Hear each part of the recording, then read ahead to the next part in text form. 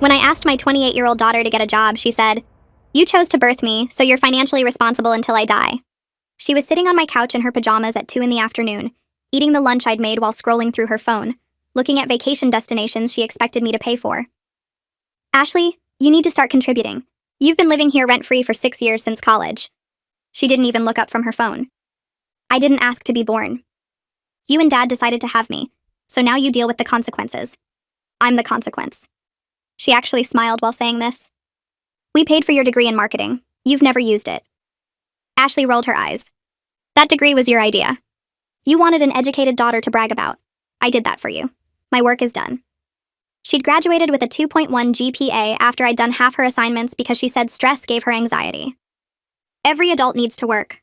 That's how society functions." She laughed. "I don't need to work. I have parents. That's literally your job. To provide for your offspring forever. Check any nature documentary." She pulled up her phone.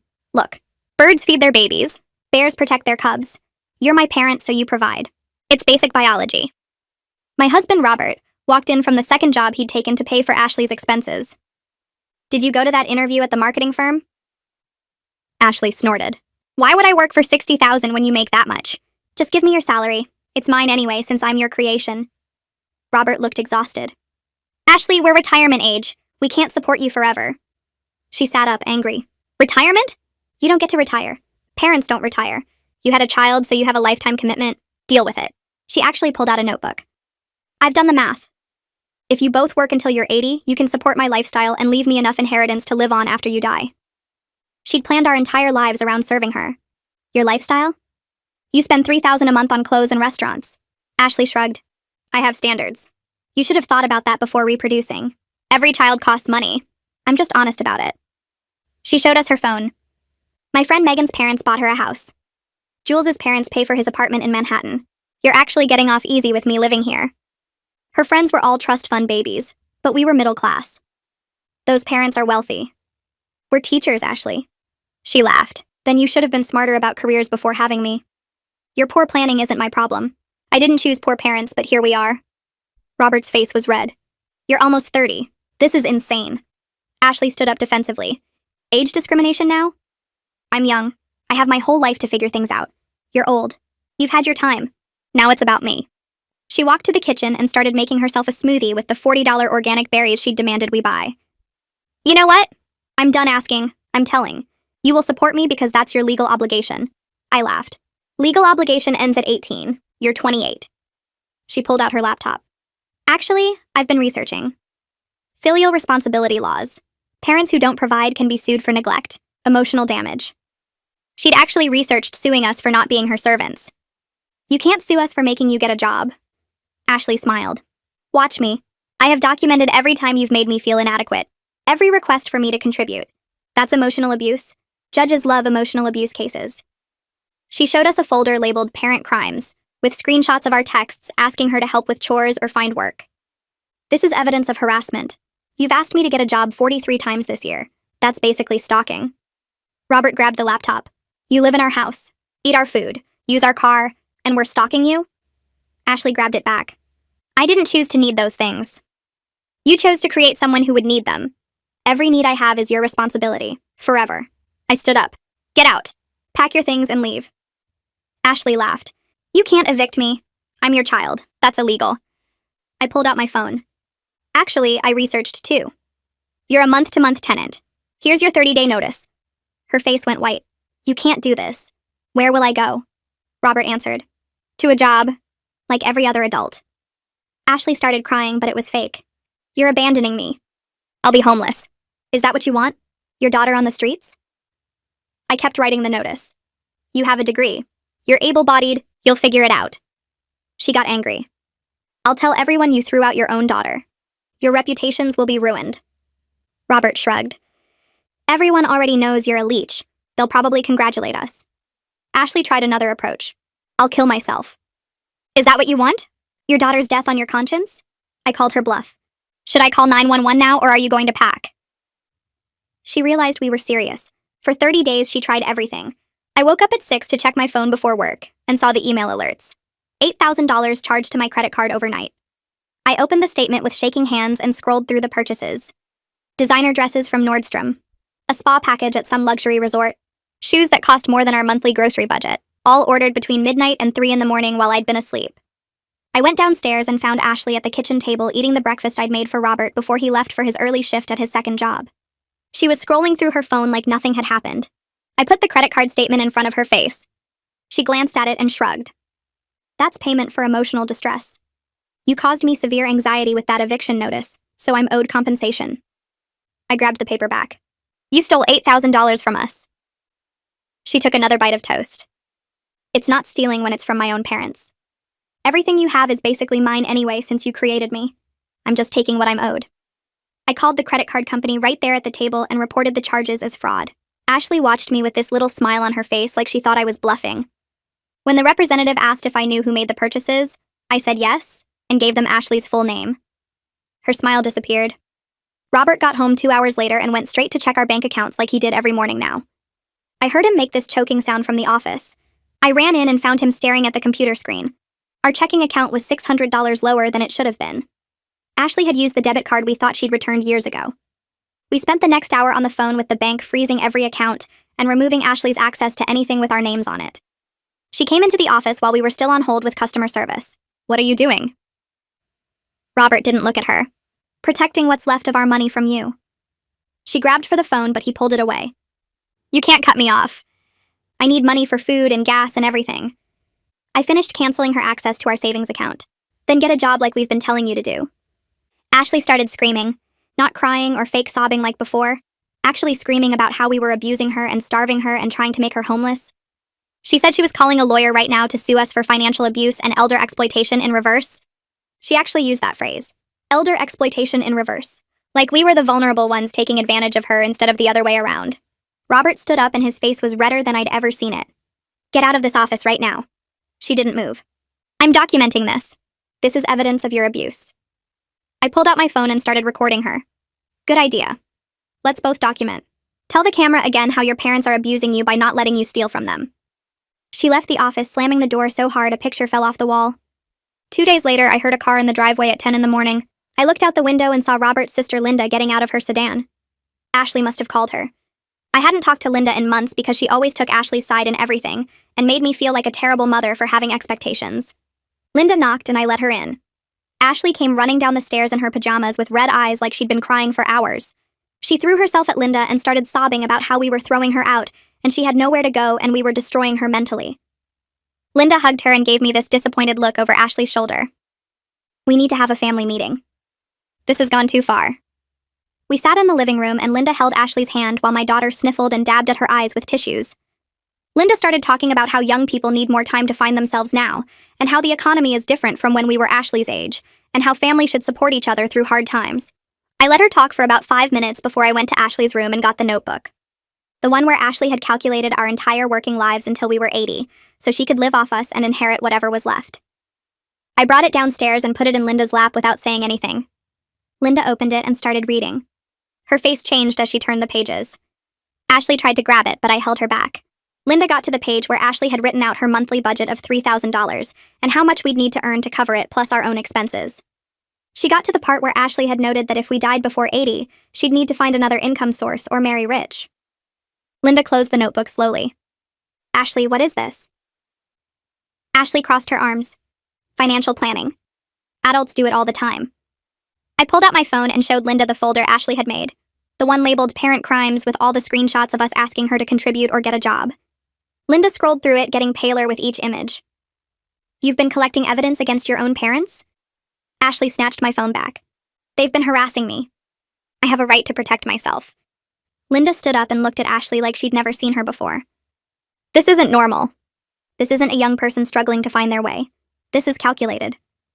Ashley's fake tears stopped immediately. You're supposed to be on my side. Linda shook her head. I came here thinking your parents were being too harsh, but this.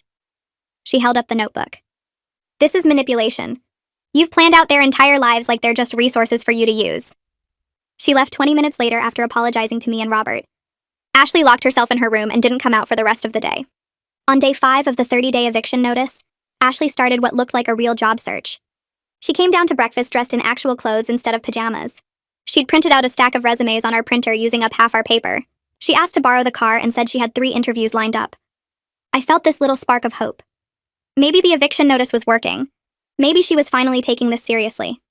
She left at 9 and came back at 5. She did the same thing the next day and the day after that. By day 8, I was starting to think we'd gotten through to her.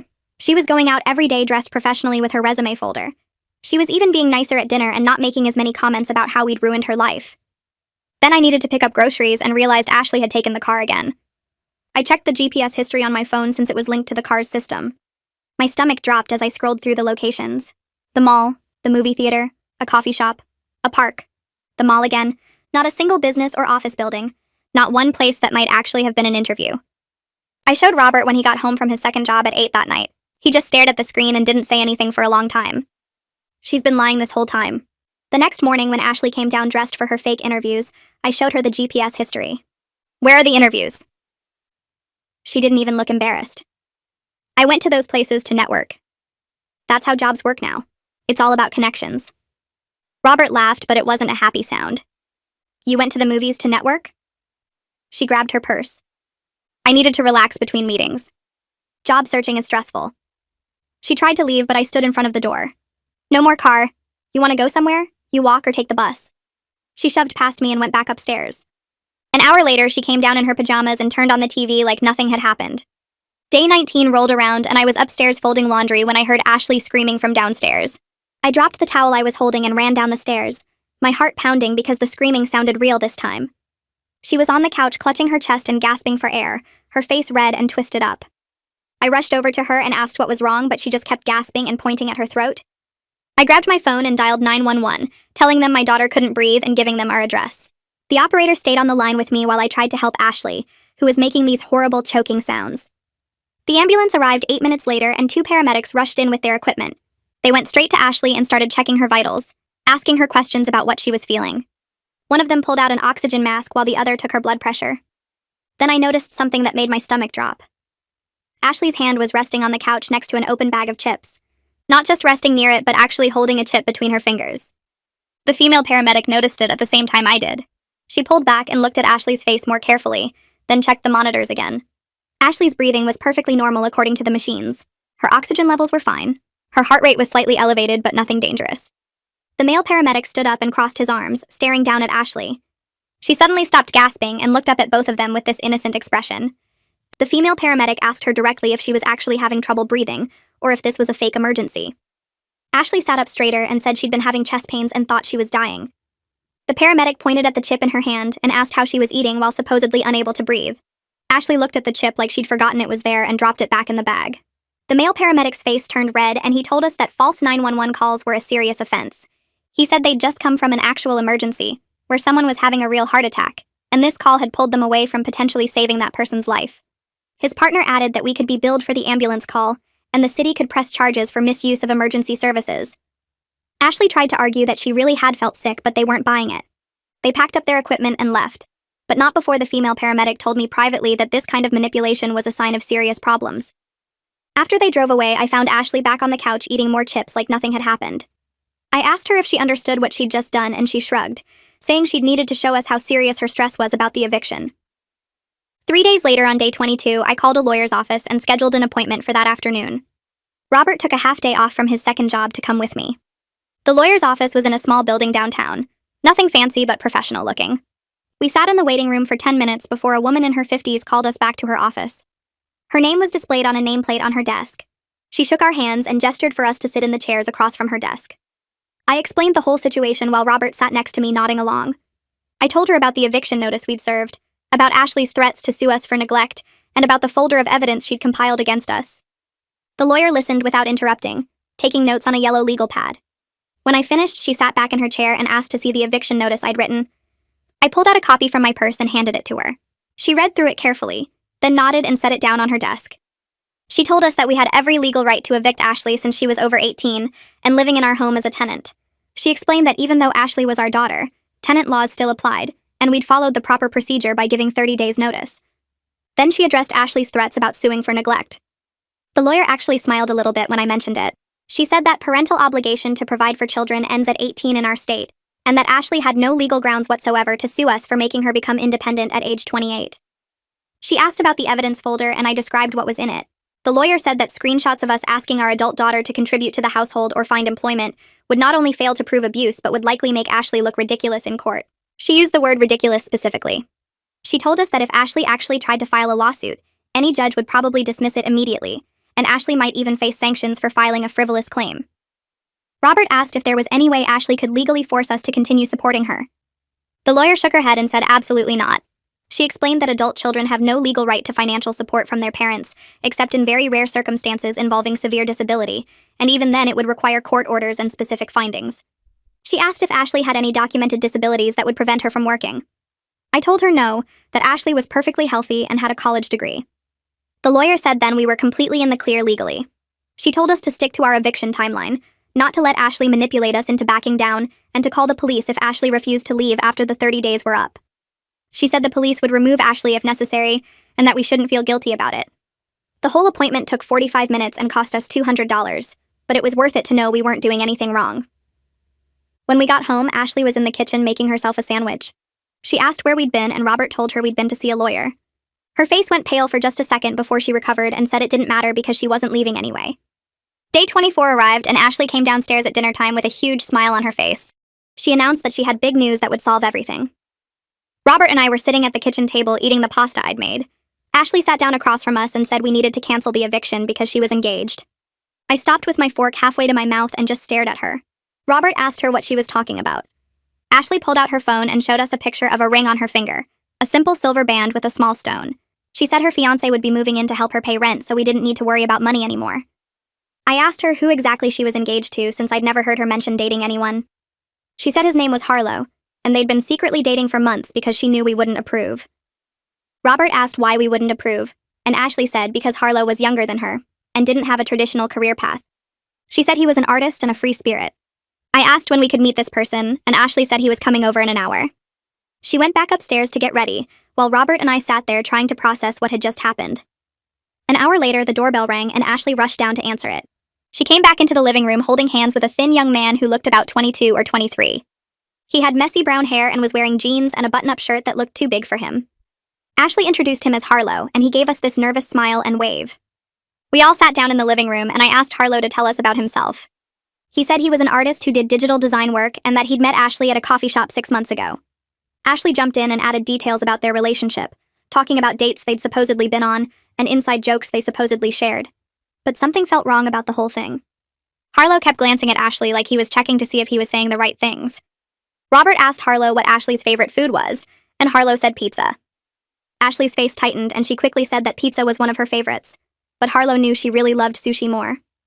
Harlow nodded quickly and agreed. I asked Harlow what he loved most about Ashley, and he fumbled for words before saying she was really unique and special. It was the kind of generic answer someone would give about a stranger. Robert suggested we all have dinner together, so we could get to know Harlow better. Ashley looked nervous but agreed. We ordered Chinese food and sat around the dining room table. I asked Harlow about his family, and he said he had a sister who lived across town. Robert asked where Harlow grew up, and he named a neighborhood on the other side of the city.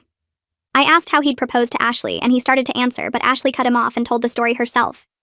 She said he'd proposed at the same coffee shop where they'd met, which seemed odd for someone who was supposedly a romantic artist. Throughout dinner, Harlow kept getting basic facts wrong. He said Ashley's favorite color was blue when it was actually green. He said she studied business in college when her degree was in marketing. He called her Ash at one point, and she corrected him sharply, saying she hated that nickname. After about an hour, Ashley excused herself to use the bathroom upstairs. As soon as she was out of earshot, Harlow's whole body seemed to relax. He put his head in his hands, and Robert asked him what was really going on. Harlow looked up at us with this exhausted expression and admitted the whole thing was fake. He said Ashley had approached him at a grocery store 3 days ago and offered him $5,000 to pretend to be her fiancé. He'd agreed because he was behind on rent and desperate for money. He said Ashley had given him a script to memorize with facts about their fake relationship, but he'd gotten confused and mixed things up. I asked him if he understood how wrong this was, and he said yes, that he felt terrible about it, but he really needed the money. Robert told him he needed to leave and tell Ashley the deal was off.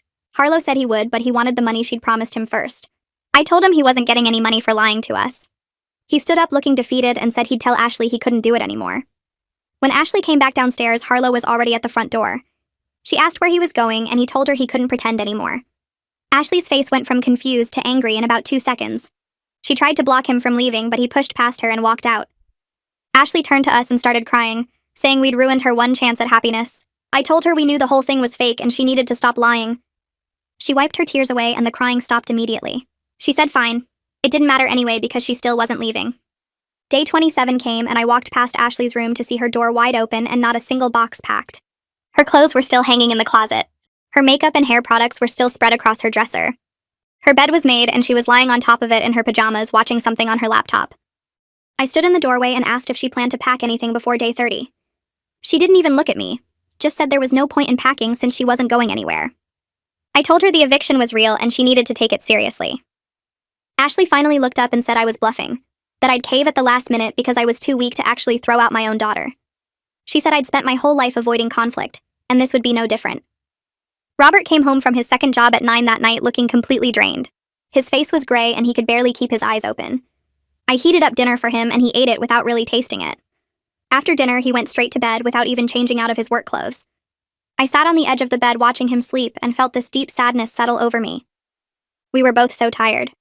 Not just physically tired, but tired in our souls from years of Ashley's manipulation and demands. I went back downstairs and found Ashley still in her pajamas watching TV in the living room. She was eating ice cream straight from the container, the expensive kind she'd insisted we buy. I sat down on the other end of the couch and just looked at her. She ignored me completely, her eyes fixed on the screen. I asked her if she ever thought about anyone besides herself. She said everyone thought about themselves first. That's just human nature. I told her that wasn't true, that parents sacrifice for their children all the time. Ashley laughed and said exactly, that's what parents are supposed to do. Sacrifice. I went to bed that night feeling completely heartbroken, not sure if we were doing the right thing, but knowing we couldn't keep living like this. Day 30 arrived and I woke up at 6 in the morning before my alarm went off. I couldn't sleep anymore knowing what we had to do. I got out of bed quietly so I wouldn't wake Robert, but he was already awake, staring at the ceiling. We looked at each other and he nodded. We both got dressed and went downstairs to start packing Ashley's things. Robert called his second job and told them he was sick and couldn't come in. We started in her bedroom, pulling clothes out of her closet and folding them into boxes we'd bought from the moving store. We packed her shoes, her books, her laptop charger, everything. We worked in silence mostly, just the sound of tape being pulled across cardboard boxes. Around 8:30, we heard Ashley's door open upstairs. Her footsteps came down the hall and then stopped. She appeared in her doorway and stared at us, surrounded by half-packed boxes. Her face went through about 5 different expressions in the span of 3 seconds. Confusion, then anger, then fear, then back to anger. She asked what we were doing, and I told her we were helping her pack since she hadn't done it herself. Ashley's voice got high and shaky, and she said we couldn't do this, that we were actually going through with it. Robert kept folding her clothes without looking at her. She came into the room and tried to grab a box away from him, but he held on to it. Then Ashley did something I'd never seen her do before. She sat down on her bed and started crying real tears, not the fake ones she usually produced. Her whole body was shaking and she was making these gasping sounds between sobs. She said she was scared and didn't know what to do. She said she didn't know how to live on her own and didn't know how to be an adult. Her voice sounded different, younger somehow, like she was a little kid again. I felt my chest tighten and had to look away because I knew if I kept watching her cry, I might give in. Ashley kept crying and saying she was sorry, that she knew she'd been awful, but she was just so scared of failing. She said every time she thought about getting a job, she felt this panic that she wouldn't be good enough, and everyone would see what a mess she was. She said it was easier to just stay home and pretend she didn't need to try. She looked up at me with red eyes and said she knew she'd been manipulating us, but she didn't know how else to cope with how terrified she felt about everything. For the first time in weeks, she actually sounded like my daughter instead of a stranger who was running a con. I sat down next to her on the bed and Robert stopped packing. I asked her why she'd never told us she was this scared before. She said because admitting she was scared meant admitting she wasn't special, that she was just like everyone else who had to work and struggle. She said her whole identity had been built on this idea that she was different, that normal rules didn't apply to her. I felt tears starting in my own eyes because this was the most honest she'd been in years. She grabbed my hand and begged me for another chance, said she'd do better this time, that she'd really try. Robert came and sat on her other side. I looked at him and saw that he was crying too. We sat there like that for a few minutes, the 3 of us on Ashley's bed surrounded by moving boxes. I wanted so badly to just tell her she could stay, and we'd figure it out together. But I also knew that if we backed down now, nothing would ever change. She'd go right back to her old patterns as soon as the immediate threat was gone. I took a deep breath and told Ashley I had a compromise. She could stay if she got a job within 2 weeks and started paying $400 a month in rent. It wasn't much, barely enough to cover utilities, but it was something. She'd have to contribute and prove she was serious about changing. Ashley pulled back and wiped her eyes, looking at me like she was considering it. Then her face started to change. The softness disappeared and her jaw got tight. She stood up and said she shouldn't have to pay rent to live in her own home. I told her this wasn't her home anymore. It was ours. And if she wanted to stay, she needed to contribute like any other adult. Ashley's voice got hard, and she said we were trying to manipulate her by making her feel guilty. She said the crying and the apology were real, but that didn't change the fact that we owed her support. Just like that, all the genuine emotion from 2 minutes ago was gone. She was back to her scripts about parental obligation and how she didn't ask to be born. Robert stood up and said we were done negotiating. He told her she had until 8 tonight to be out or we'd call the police to remove her. Ashley's face went pale, but she didn't argue anymore. She just turned and walked out of the room. I heard her making phone calls from her bedroom, her voice going from angry to pleading to manipulative depending on who she was talking to. Robert and I finished packing her things in silence, both of us feeling like we'd just lost something we could never get back. By 8 that evening, Ashley had loaded most of her boxes into her friend Gail's car. Gail had shown up at 7 with her brother to help move everything. Gail gave us this look that was half sympathetic and half judgmental, like she thought we were being too harsh, but also understood why we were doing it. Ashley didn't say goodbye to us. She just walked out the front door with the last box and got into Gail's car without looking back. We stood in the doorway watching them drive away. The house felt incredibly quiet after they left. Robert went to sit on the couch and I joined him. We sat there not talking for a long time. My phone buzzed an hour later with a text from Ashley. It said she'd never forgive us for this betrayal, that we'd chosen our pride over our daughter, and that she hoped we were happy now. I showed the text to Robert and he just shook his head. We ordered pizza for dinner because neither of us had the energy to cook. We ate it in front of the TV watching a show neither of us were really paying attention to. That night I lay in bed unable to sleep, wondering if we'd made a terrible mistake or the right choice. Robert was awake too. I could tell by his breathing. We didn't talk about it. What was there to say? Our daughter was gone and we didn't know if she'd ever really come back. 3 months went by and everything changed. The first thing I noticed was how quiet the house was in the mornings. No Ashley stomping around demanding breakfast or complaining about something. Just Robert and me having coffee together before work. The second thing I noticed was how much better Robert looked. The gray color left his face and he started smiling again. He quit his second job after the first month because we didn't need the extra money anymore. We were actually saving money for the first time in 6 years. Our checking account balance grew instead of shrinking. We started talking about maybe taking a vacation next summer, something we hadn't been able to afford in years. But the guilt was always there, sitting in the back of my mind. I'd see something that reminded me of Ashley and feel this wave of sadness. I'd wonder if she was eating enough or if she was safe. Robert felt it too. Sometimes I'd catch him staring at Ashley's empty room with this lost expression. We didn't talk about her much because it hurt too much. My colleagues at the school noticed the change in me. I had more energy and seemed less stressed. One of them asked if something good had happened, and I didn't know how to explain that my life had gotten better because I'd kicked out my daughter. The relief of not walking on eggshells in my own home was enormous. I could leave my credit card on the counter without worrying it would be maxed out. I could buy regular groceries instead of expensive organic everything. I could come home from work and just relax instead of bracing myself for whatever drama Ashley had created that day. But the relief came with this heavy guilt that made me question everything. Had we been too harsh? Should we have tried harder to help her? Would she end up homeless or worse because we'd given up on her? Those questions kept me up at night even as our daily life got so much easier. I got Ashley's first text message 2 weeks after she moved out. It came at 11 at night and just said, "Hope you're happy now." Then another one an hour later saying we'd ruined her life and she'd never forget what we did to her. The messages came every few days after that.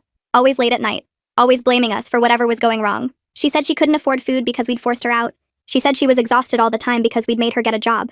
She said her feet hurt and her manager was mean and everything was our fault. I didn't respond to any of them. Robert said we should block her number, but I couldn't bring myself to do it. Then Gail called me one afternoon while I was grading papers at the school. She said Ashley had gotten a job at a clothing store in the mall, working 30 hours a week folding shirts and helping customers. Gail's family had given Ashley the same choice we did after 2 weeks of her refusing to job search. Either get work and start contributing or find somewhere else to live. Ashley had applied to 6 places in 1 day after that, and took the first offer she got. Gail said Ashley complained constantly about having to stand all day and deal with rude customers, but she showed up for every shift because she needed the paycheck. She was surviving. Not happily, but surviving. 6 months passed before Ashley agreed to meet us. She picked a coffee shop halfway between her apartment and our house, texting the address with no other message. Robert and I got there early and sat at a corner table, both of us nervous. Ashley walked in 10 minutes late looking thinner than I'd ever seen her, wearing her work uniform with a name tag pinned to her shirt. Her hair was pulled back in a messy ponytail, and she had dark circles under her eyes. She didn't hug us or smile, just sat down across from us and ordered black coffee. Robert tried to ask how she was doing, but she cut him off. She said we were terrible parents who'd thrown her out instead of supporting her like real families do. She said working retail was degrading and exhausting, and she resented every single minute of it. She said she'd never forgive us for forcing her into this life. But then she pulled out her phone and showed us pictures of her apartment, a tiny studio she shared with a roommate. She talked about her coworkers and her manager and the regular customers she recognized. She complained about her schedule and her sore feet and how little money she made, but underneath all the anger, I could hear something different. She was talking about her life, her actual life that she was living and paying for herself. Robert reached across the table and took my hand. Ashley saw it and rolled her eyes, but she didn't leave. We sat there for an hour while she told us everything she hated about being independent, and I knew our relationship would never be what it was before. Maybe it would never be good at all. But she was surviving on her own, paying her own bills, showing up to work even though she hated it. It wasn't the ending I'd hoped for when she was born. It wasn't happy or neat or fixed, but it was honest, and maybe that was enough.